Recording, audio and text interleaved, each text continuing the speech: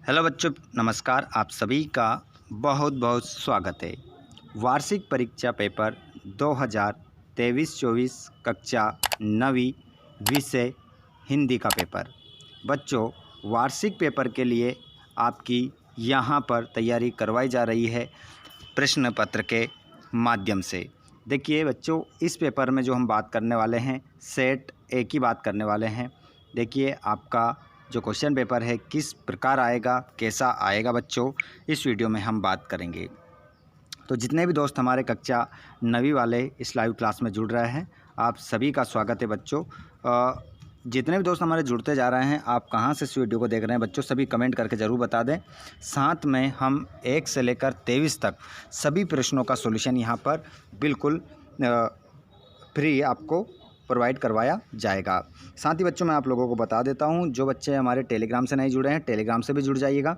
वहां पर जो प्रश्न पत्र आप लोगों को हल करवाया जाता है वही आपको टेलीग्राम पर दे दिया जाता है। तो बच्चों आप टेलीग्राम से भी जुड़ जाइएगा, जिससे आपको PDF वगैरह मिलते रहेंगे। चलिए तो बिना देर किए हम स्टार्ट करते हैं पहले प्रश्न से।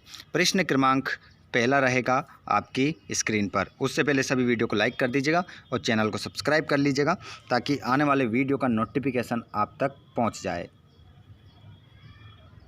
हम पहला प्रश्न यहाँ पर देखेंगे, सही विकल्प का चयन कीजिए। वीर गाथा काल के श्रेष्ठ महाकाव्य का नाम है।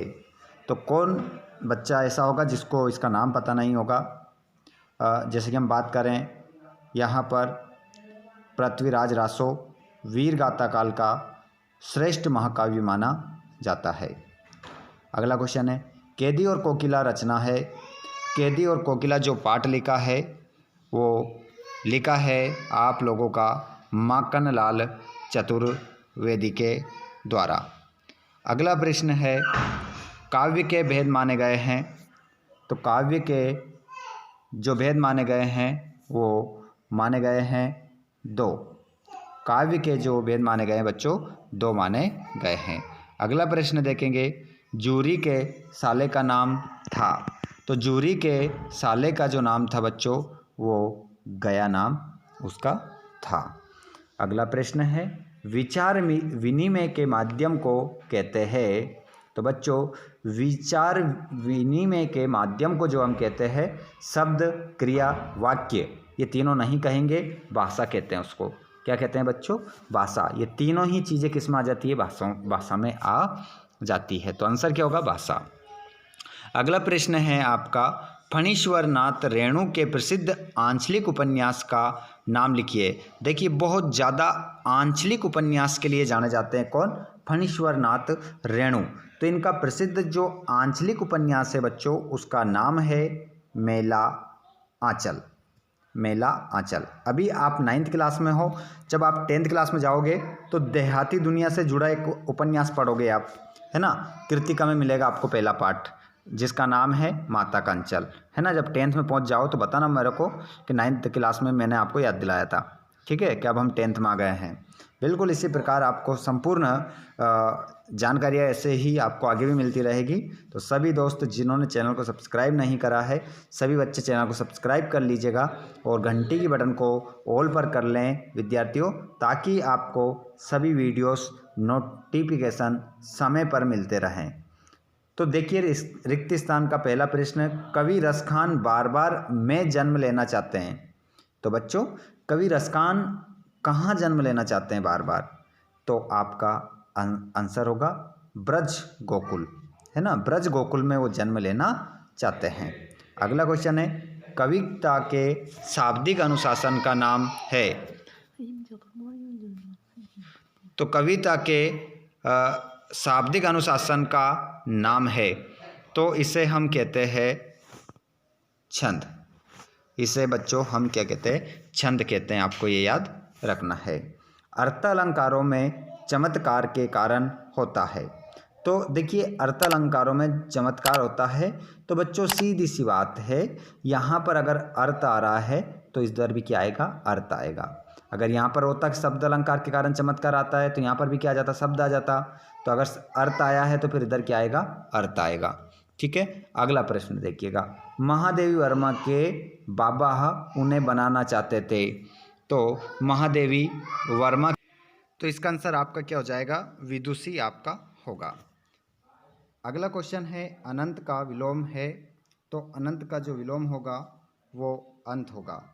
और रीढ़ की हड्डी एकांकी में जो कुल पात्र हैं बच्चों, उन कुल पात्रों की जो संख्या हो जाएगी वो हो जाएगी 6। अगला प्रश्न देखते हैं हम, और अगला प्रश्न आपका सत्यासत्य के रूप में है। कबीर एक समाज सुधारक थे, तो इसका आंसर क्या होगा बच्चों, आपका सत्य हो जाएगा। पहला वाक्य जो है आपका सत्य होगा। संचारी भावों की संख्या 35 है, तो इसका आंसर क्या होगा, असत्य होगा। प्रश्न नंबर 3, मंगलों का मुंह लाल होता है, तो इसका आंसर भी क्या होगा, सत्य होगा। अगला प्रश्न, कहानी गद्य की गौण विधा में आती है, तो इसका आंसर भी क्या होगा, सत्य होगा, क्योंकि जो कहानी होती है वो गद्य की प्रमुख विधा में आती है। भूपति में ती उपसर्ग है, तो यहाँ पर आपका क्या हो जाएगा, असत्य हो जाएगा। ठीक है, नहीं सॉरी माफ़ कीजिएगा, यहाँ पर हो जाएगा, ती उपसर्ग नहीं है, प्रत्यय की बात करेंगे तो हो जाता, लेकिन नहीं। ठीक है, यहाँ पर भू उपसर्ग है अपना, इस कारण से ये भी क्या हो जाएगा, नहीं असत्य ही होगा। सही है, अपत्य यहाँ पर लगा लेंगे। ठीक है, अगला क्वेश्चन, लेखिका मृदुला गर्ग की तीसरे नंबर की बहन का नाम चित्रा था, तो ये भी क्या हो जाएगा, आपका सत्य हो जाएगा। चलिए अगले प्रश्न की ओर बढ़ते हैं, और प्रश्न नंबर, सही जोड़ी का मिलान करना है 4 में, तो मिला लेते हैं सही जोड़ी। आप सही मिलाना, यहाँ पर गलत किसी प्रकार से आपको नहीं करना है। देखिए सबसे पहली बात, ललद्यद, तो ललद्यद जो कवित्री हैं ये कश्मीरी कवित्री है। सवैया जो छंद है ये वर्णिक छंद है, और आग का जो तत्सम होता है वो अग्नि होता है। और हरिशंकर परसाई की जो रचना है, हंसते हैं रोते हैं, और इंद्र का पर्यायवाची हो जाएगा सूरपति। और बागलकोट कर्नाटक का एक छोटा कस्बा। इस प्रकार आपकी ये जोड़ी सही मिल जाएगी। अगला प्रश्न पांचवा प्रश्न आप देखेंगे, गांव में शहरी मेहमान मतलब दामाद की तरह सज धज कर कौन आया, तो यहाँ पर आंसर हो जाएगा पहले का आपका मेघ। पहले का आंसर क्या होगा, मेघ होगा। उसके बाद प्रबंध काव्य के 2 वेदों के नाम लिखिए, तो प्रबंध काव्य के 2 वेद जो होते हैं उनका नाम है, एक तो है महाकाव्य और दूसरा हो जाएगा खंड काव्य। ये 2 नाम आपको नोट कर लेना इसमें। अगला प्रश्न देखोगे, श्यामाचरण दुबे ने किस विश्वविद्यालय से PhD की उपाधि प्राप्त की थी, तो इसका आंसर हो जाएगा नागपुर आप इसका आंसर लगा लोगे। अगला प्रश्न, रचना के आधार पर वाक्य के कितने भेद होते हैं, 3, इसका उत्तर होगा 3। अगला प्रश्न, लेखिका मृदुला गर्ग की परदादी ने मंदिर में जाकर क्या मन्नत मांगी थी, कि तो मन्नत मांगी थी है ना, मन्नत जो मांगी थी वो ये मांगी थी कि पहला बच्चा क्या हो, लड़की, पहला बच्चा क्या हो, लड़की, है ना, ये मन्नत उसने जाकर वहाँ पर मांगी थी।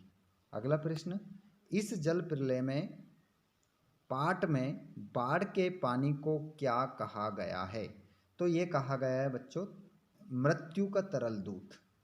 क्या कहा, मृत्यु का तरल